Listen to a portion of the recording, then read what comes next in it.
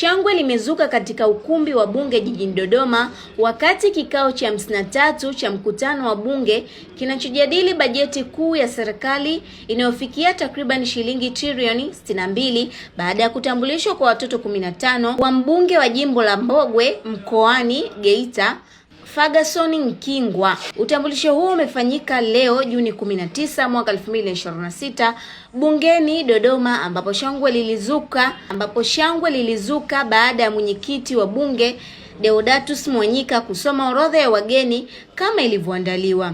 Miongoni mwa wageni waliotambulishwa ni wanafunzi 42 pamoja na walimu 6, likiwemo na kundi lingine la wanafunzi na walimu kutoka jijini Mwanza.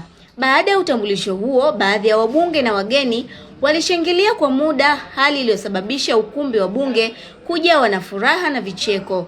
Katika wanafunzi wake, mwenyekiti Mwanyika ameeleza kuwa mbunge Ferguson amesisitiza kuwa watoto hao 15 ni wake wa kuwazaa.